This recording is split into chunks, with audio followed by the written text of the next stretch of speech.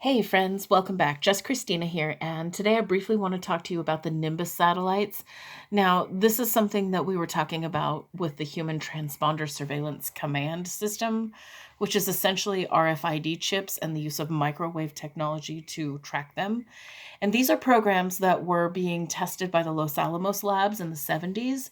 So essentially, if you look up the Nimbus satellites today, they're going to tell you that they were weather experimentation satellites. And perhaps they were, but there was also a secondary motive, a secondary purpose for the Nimbus satellites. So let's go ahead and listen about Nimbus 6. Polar bear are currently being tracked by Nimbus 6 spacecraft. The electronic collar is much smaller and more sophisticated than the one used on Monique in the earlier elk tracking program of Nimbus 3. In fact, a small electronic unit with a special water switch has been developed for use in tracking porpoise. It turns on automatically when the mammal breaks water. So that's interesting. It turns on automatically when it breaks water.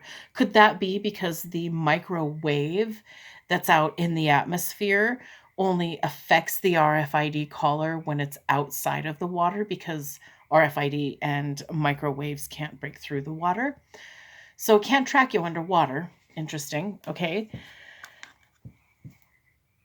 Green sea turtles are being considered for a tracking program also.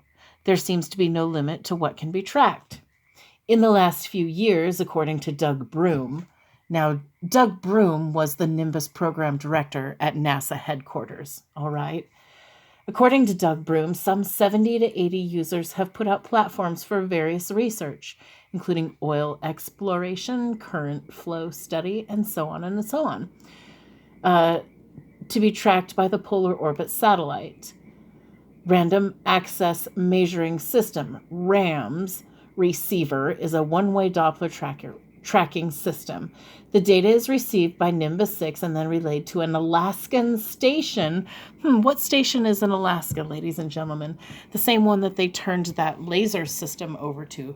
So Los Alamos is working heavily in conjunction with the Alaskan Laboratory, aka DARPA headquarters, which in turn relays it to a Goddard Space Flight Center where it is finally processed.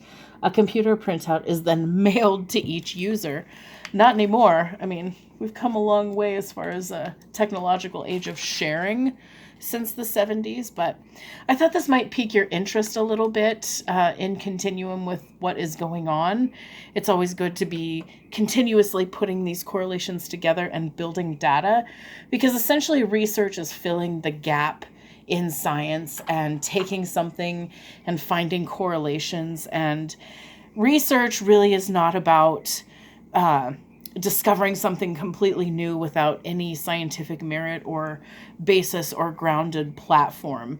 So you have to have your research grounded in a form or theory to really be considered legitimate and, not needing further testing or inconclusive. So it's pretty interesting how science keeps breeding the same regurgitated science to you.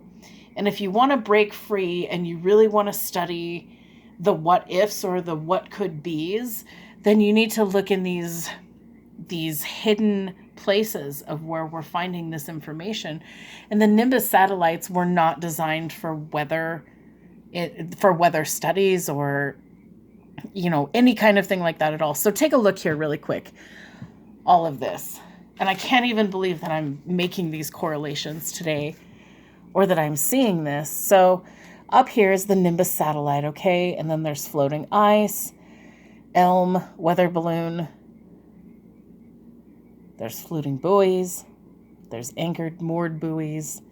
That's a hurricane hunter airplane, so whatever. There's just planes, air sea rescue. Shows people being obedient sheeple doing their jobs here. And then down at the bottom, the USNS Eltanin, United States naval ship Eltanin. Well, I had to look up what Eltanin was, and I always look up ships because when my dad was in the Navy, he was on a destroyer. And so I looked that up just because I wanted to research, more about what he was on. So I always find it fascinating to look up different kinds of Navy ships. So Go look up the name ELTANIN and see what comes up. All right, have fun. Just Christina signing out.